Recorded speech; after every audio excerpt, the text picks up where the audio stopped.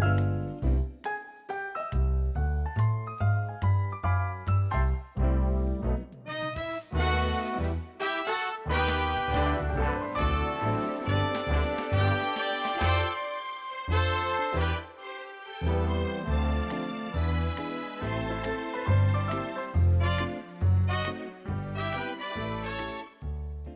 everybody, welcome to Buffalo Street Books.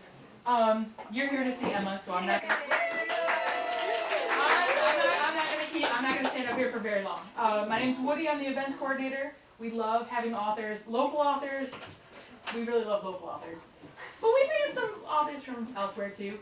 Like we're going to have Tom Clarko on Saturday talking about the Underground Railroad in New York State. Next Tuesday, Michelle Bamberger, who some people might know. Robert Oswald are going to be here promoting the book The Real Cost of Fracking. Then we've got Jenna Howard, and so on and so forth. So we're always interested in bringing events that'll bring people in, that'll bring authors' books to you, that'll have people in the bookstore. I'm going to stop talking. You're here for Emma. No, you can totally keep talking. You guys don't know. I could totally do that. Let me get out of the way. Everybody, Emma Silverman. So, hey, I wrote a book. And I didn't even bring one, so I stole one from the back shelf. But look, there it is. Yeah, it's pretty cool, isn't it? I got it in the mail at I don't know, where's Emma? Emma, what time was that? 10:30, 11 o'clock at night? Sorry.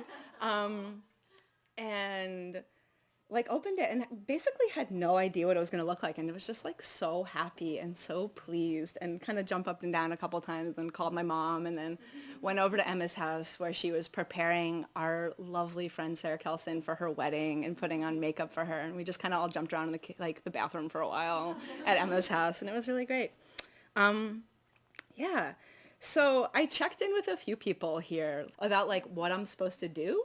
I basically wrote a book that's a few sentences and then a yoga sequence. So what do you do at a book reading? Do you read Tadasana, mountain pose? But I could do this like a poem, right? Vrikshasana, tree. But no, realistically, there's not much of a reading that happens here. And so I don't know if everybody knows basically the story behind writing the book. I think a lot of you know that it took me forever. I've been working on it for 5 years now, about give or take. I started off working on it when I was doing my yoga teacher training. I think it was 2006, 2007. And during the teacher training, you have guest instructors come in basically every day doing a guest teach, especially at Kripalu where I did my training. And they were brilliant and they were lovely and they were interesting. And so everybody in my teacher training, there were about 50 of us, would be practicing, and then if something was really smart, if they did a really interesting thing, we would stop practicing and they kept talking and kept teaching a class, but we'd squat down on our mat and write down what they were doing so we could thieve it later. And I was how come there doesn't, there's not a book of sequences? How come that doesn't, that's not out there? Because I looked during my teacher training, because I was I should just buy it because it's ruining my practice, to be honest. I would be not able to flow because I'd be oh, it's too smart. I need to write it down and break it, you buy it. Especially if it was my book. I'm feeling pretty safe still. So I think realistically, I think I was 22 at that point. My age was 22, and I didn't know at all what I was doing. I didn't know how to write a book or anything, so I bought this book on how to write a book proposal, and I read the book, and then I followed it line by line, and I wanted to write a book of 608 yoga sequences. And if you know, this book is 50 and over 200 pages. So the math would be a 1,200-page yoga book. So basically, I didn't know what I was doing. I had no clue at all. So I called this guy, a friend of my parents named F. Stop Fitzgerald, who actually passed away this year. And it was, that was sad and crappy and before the book came out. Who's published a bunch of books and was basically yeah, you don't know what you're doing. Let me edit the crap out of your proposal. Can I say crap on public access? Is that cool? And he did me a huge solid, basically rewrote it for me, reconceptualized it for me. And then I sent it out to 50 different publishing houses and was solidly rejected from every single one because I was like 22, 23 years old and like had taught yoga for like 6 months at that point. No, I'm serious, and had no idea what I was doing. And then I shelved it for a while. Like I shelved the proposal for a really long time. And I worked on the blog that had to do with it, that the book is based off of, also called The Joy of Yoga. If you haven't been there, it's thejoyofyogabook.com. I'm not plugging or anything. And so I just like kind of the blog started actually after, or around the same time that I started writing the proposal, and I just hammered away on that and hammered away on it and wrote a sequence every day for a year to just kind of like learn, to become educated, to not be so 22, 23 years old. Not to say there's anything wrong with being 22, 23 years old, but I've learned a lot in the past 5 years. Yeah, and then I moved to Ithaca, New York, and was still writing the blog, and had more or less shelved the idea of the book, and was like really into the idea of the blog, like felt like it was doing the purpose of like what the book was going to be. But then like was surrounded by, honestly, this is really it. I was surrounded by incredible, inspirational people who were just like living their dreams and pursuing crazy PhDs and doing cooking blogs. Hey, Emma.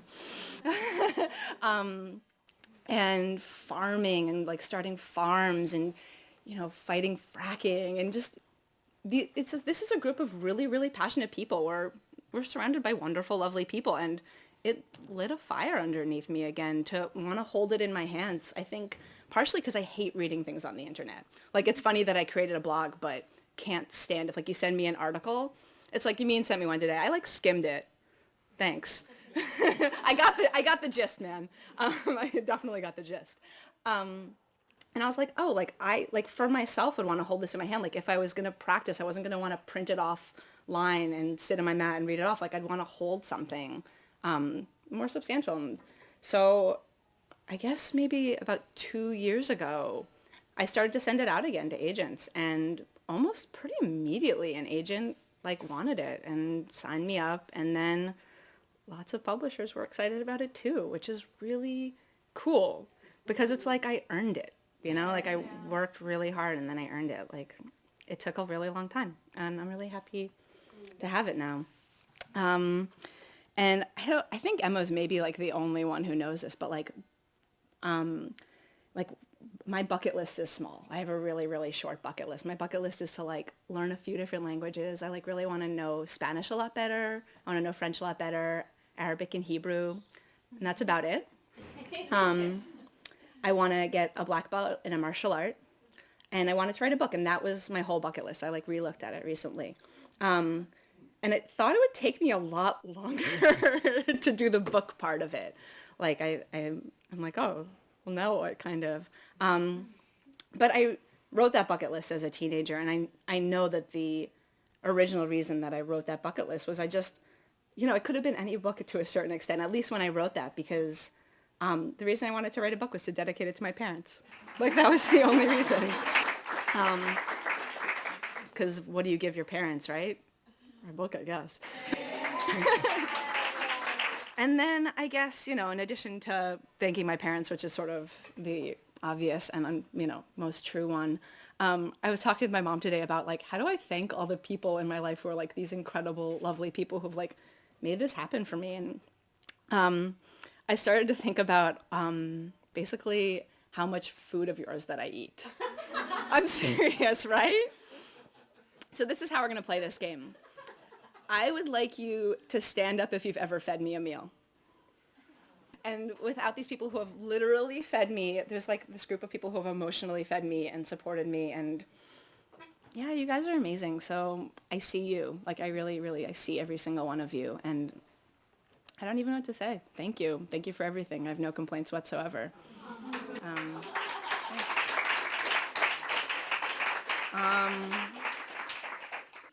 What up, Frisch? Well, you actually had a great idea of asking people, like, what kind of, I don't know, ailments. Oh, that was Megan's idea.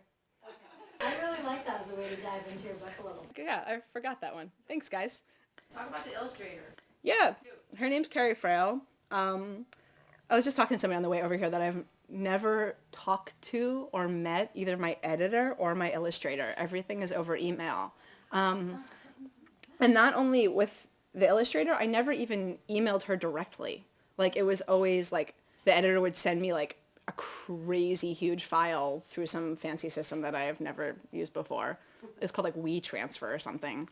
And then she'd ask for comments, and then she'd send the comments to the illustrator. And it was, like a terrible game of telephone, except I like how it worked out in the end.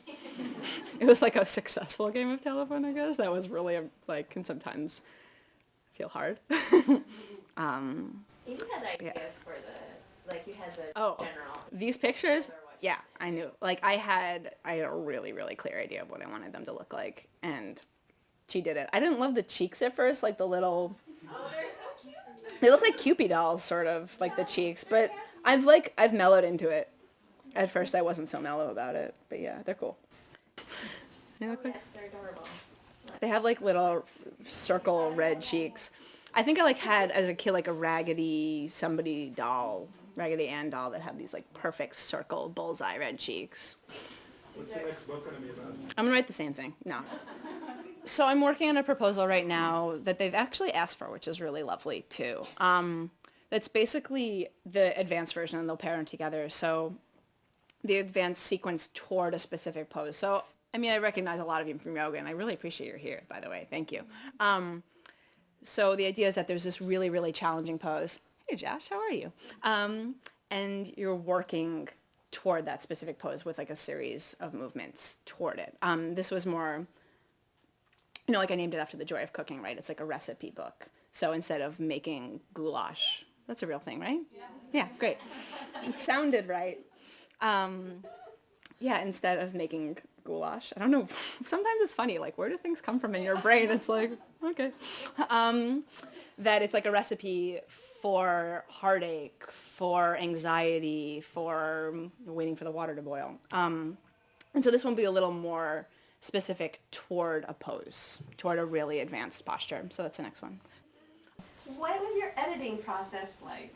Certain sequences? I wrote too many. I wrote 60 and asked her to basically like pick the 50 that worked, that like, so they're sectioned off, like for activities, for health, for, that's not on, I don't know what I'm doing, for women specifically. And so I wrote basically a whole extra section. And we like picked the ones that we liked the best.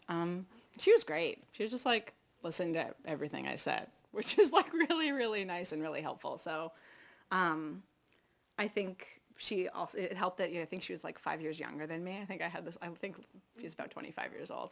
And so it was nice to be able to boss around your editor a little bit. I think it's like a lot of authors' dreams. It's like, you're like, oh, I want this. And they say, okay. Yeah, so it was good. Did you enjoy the process? Oh my God, I loved it so much. I loved every single minute of it. Yeah, I was just stoked the whole time. I'm sure like I needed to get fed somewhere in there a few times probably, right, ladies? But yeah, it was really fun. Because the whole thing felt like a dream, right? You're just like, I can't believe this is happening. You keep pinching yourself, right? And getting tense, but no. No. There's a sequence for that. Yeah, right? Nicely said. It was the only time I've ever seen you stay up past midnight. Yeah. Yeah, right. Oh, this summer's been fun. Yeah, no, it was really fun. Like I said, it's just like the whole thing was kind of dreamy in a really wonderful way. I felt really good about it. But thanks. Yeah, keep going, Josh. Roll with it. Thanks. So you are an amazing writer. You're sweet, thank you. I've read a lot of your work in other formats, and I appreciate your talent for putting pen to paper or finger to key. And I'm wondering if you can just share with us a little bit about how your inspiration as a writer in, across genres was infused into this book. Yeah, it's funny because, like Kendra I write with and Yarden I write with. And they've read other, so I also write short stories. And it's the voice is completely and totally different. This is cutesy and poppy and would work for middle America, I think. And I don't know if necessarily short stories, right? Yeah, they might. I don't know. I don't know what middle America is like these days. I haven't lived there for a while. And so I would to get into the voice for this, I often would just read Martha Stewart style blogs, just like really like peppy, upbeat, sunshine. I could just hang out with Emma for an hour and then go write for a while. And I'm suddenly like, everything's amazing. And then I could go write things for a while and just imbue some Emma into that. Yeah, everything is amazing. You're totally right. No question about it. I would like, just like flip through my Rolodex of sunshine and hang out with some sunshiny people. But no, really, I would read like other blogs, not so much for, it wouldn't have anything to do with yoga, but like more for this ebullient voice that I can be a little sardonic, like I can be a little sarcastic, or a lot. I can be a lot sardonic and a lot sarcastic. And this voice is like not that at all. In the meantime, ladies, Kendra and Yarden, I haven't written a short story in like a year. Let's say like a solid year. Because it's hard, right? To go from like, oh my God, I love stretching, which I do. Like I totally love stretching like that much to like writing a short story. But it's a great question. Thanks. Like I'm just curious how you came up with the really awesome cute titles. Like, yeah, how come it's the water boiling and not for like, I don't know, whatever, some other random thing? No, I have no idea. But those were all you. Okay, so you were like, cool, I'll just do that. Yeah, I have no idea. Sorry. I guess I wrote like the headlines and the intros and the paragraphs at this point probably 2 years ago, some of them longer. So some of them I just literally stole directly from the blog and they said that was okay because I wrote it, which I didn't know if that would be okay or not, but like logically makes sense to me. Like, oh yeah, I wrote it, I can put it in my book. Yeah, I definitely was being clever sometimes, but I don't remember how I was being clever or where cleverness comes from, but yeah. My other question was talking about Middle America and the voice you had to find or whatever to be able to write this. Like, who was your audience in a way? Or like, do you have some vision of the ideal reader for this and like what's going to happen to this person once they find it in their head? Yeah, that'd be so cool. I always feel like I'm writing to the void. Always. Even when I knew that the book was going to be published. I think that's why a lot of you I talked to about like why it was so exciting to have the first book, like to sign the first book was like, I want to curse again. Holy moly. I'm not writing to a void. Like there's like people out there who actually like bought the book and it's not just my parents. I actually made my parents not buy the book. I was like, I have a bunch of copies. Don't buy it. I felt like I was writing to the cosmos. I don't like honestly, right? I was just writing to the black hole out there that was, never gonna read it.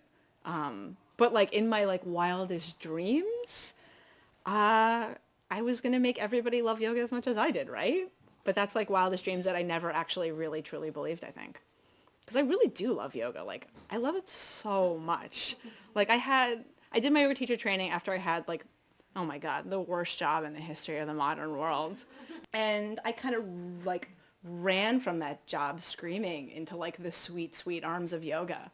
And I was like, oh my God, like this is delicious, right? It's like you're not staying up 24 hours a day in a hospital installing software, which is what I did. Like traveling all the time. It's like you get to be in your body with your breath and like help people who are doing like, this is what I say. It's like I have people in my life who are doing incredible things. And I feel like, oh, if I can like help them relax a little bit and like support these outrageous, incredible things they do, like that's it. Like that's what's cool. Like I'm every week blown away by the things that you all do. Like I'm looking at you and I know what you do. And it's really is like, holy moly. Yoga is the most amazing thing ever. Yeah, anybody else? Anybody agree? Yeah. Yeah. Is that a question or you agree? Both. I really agree with what you just said. I feel like you are a fixture in my life, and you always encourage me to come to class. Like even when I'm like, I don't have time, come to class. The windows are going to be open. We're doing inversions, and come relax. And it's really, you really provide that for a lot of people, and I think that's an amazing thing. That's on par with anything anyone else is doing because it's the most important thing. And also, my question is, so that was a great. As I walked in, I kind of had this sense that it was like, whoa, this is your first book signing. Like, this is the beginning of a tour, like many more, experiences where people who love yoga are coming to see this pioneer who's written the first book on yoga sequences. It blows my mind that someone else hasn't done this yet. Like, you were totally visionary. You created this blog, a long time ago that has gotten all sorts of hits and been the resource online. So where do you see jumping off of, here into a tour? I was like so pumped about the idea of a tour, like really excited, and I like set up all these tour dates, and then I remembered that I hate traveling. Like I really, really, really hate traveling, and I was like, oh, I like probably should do this, right? Like I should go to places, and like, the book, I think a lot of people know this, the book's been translated into 5 languages plus book club, which I don't even get book club. Like I got an email like, it's been translated into book club, and I was like, this is not a book club book, but I'm so happy. Because like, that's great. What is it? Book club? I didn't ask. I just was excited. It's funny. So I have the ability to track my sales, and people are like, oh, like what? How many is it sold? And I'm like, no, I have no idea. Like I'm never gonna look that up. What languages have they been translated into? Yeah, it's really cool. Chinese, German, Dutch, Italian, Spanish. Yeah, obviously. I like who said it for me. Dan, thanks. Like how you feel about being in that lineage now, like people who are like writing books. And That's a heavy question, Ethan. the second one is like recommendations about how to actually use your book in practice. So you put it on Yeah. the floor. We have to get 2 copies. Oh my god. Yeah. It's kind of heavy. I mean, part of me was like, that guy lived in a pretty incredible life. So, like my grandfather, my mom's dad, passed away this year, and he lived to be 99, and he like knew that I was going to publish the book, but literally like missed it by like, I don't know, like 3 or 4 months. Like it was heavy. I was like, oh my God, Grandpa, really? Couldn't just, get to 100 for my sake? For totally my purpose, Grandpa Manny, who I'm, really is crazy about. And but part of it, he like lived this out like outrageously long, like good life. And I just feel good about that. I don't feel like I'm getting anything handed down to me. Like, I don't know. That's too conceptual for me in a way that I can't grasp and don't really understand, I guess. What was the other question? How to use my book? Yeah, the idea is it's like a sequence for every possible need on the face of the earth, right? So like, I think I said before, like heartache, like your heart just is like hurting. Like how can you keep your heart open, not close it, but still take care of yourself and like find safety? What can you do so that like when your water's boiling, you don't check your phone for email messages? I see you. Kidding. Which is like, updating Facebook instead of like, or you could like breathe and like stretch something and like feel a little more grounded in your body and a little less spinning off into the atmosphere. So the idea is it's a yoga pose for like what you need, right? And I think that was what the idea of Megan was. But in the meantime, I've talked like a pretty long time. I think I might get to bisect that. It was a really good idea though. I managed to spiel on for long enough. Emma like still wants to push it. Okay, maybe I do want more questions. Inspired about all of the things you wrote a recipe for? Were you inspired by things in your life that happened to you, or did you see your students go through things like, oh, thanks? Yeah, that's a really good question. A lot of it was when I started off my blog by saying that I would write a post every single day. Like I would post a sequence every day because I was already teaching at that point a lot. And so I would just said that I would post a sequence that I taught that day. And now as a lot of you know who take my class, I definitely don't do a new sequence every day. You're lucky if you get 2 new ones a week. Like it's real, like really it's like 1 and then variations on who's in the room. And then sometimes, I think a lot of you know this too, I make it up on the spot by just walking into the room and I go like this. Okay, that's what we're gonna do. Yeah, those are the best for me too. They're just like, they feel sweet and fun. And so a lot of the posts, a lot of the sequences came from the posts. Like, so I have, at this point, gosh, I have like 600 or 700. Like I have a lot of sequences on that blog, which is really great if I'm like feeling like I can't vibe the universe by like walking into the room and like just sensing what people want, which like surprisingly like works well a lot of the time. It's pretty cool. But if I'm just like for whatever reason not feeling grounded myself, but want to be a yoga teacher and like create the space and like an experience that makes people happier, better people to themselves and to the rest of the world, then I'll like go on my own blog. And I'll like be like, okay, like what are we doing today? Hips. It seems like hips today. Or I'll be like, it's winter. Let's do like a warming sequence. Yeah, but that's a good question. We're thinking about developing a sequence for a particular You mean like Friday at 3 o'clock, right? Yeah. tech, all the sport, one sport. She says, okay, what do you want to do? And then people throw out ideas. Yeah, I love that class. It's hard to weave those together. Nope. I know you like it. Yeah, not hard at all. So at Mighty Yoga Friday at 3 o'clock, I teach this class called Alignment, which the idea of it originally was that people would come with like things that they wanted to like basically like workshop, right? Like they wanted to spend more time just like playing around with and working on. And we'd be able to like take breaks and like just have fun and like talk to each other, right? Because I don't know everything about all of your bodies. You like a lot of you are really much smarter than me about your own bodies, I have a feeling. A little bit. But just it was like a nice idea to just like communicate and talk to one another. And but it ended up being that like everybody came in with like a totally different thing, and then we would basically just like, okay, like let's create a class. Like what is this gonna look like today? Like, okay, you want hips, but you want like Achilles. Okay, and you want like you're feeling like a lot of tension or tingling in your fingers because you're so tense in your shoulder blades.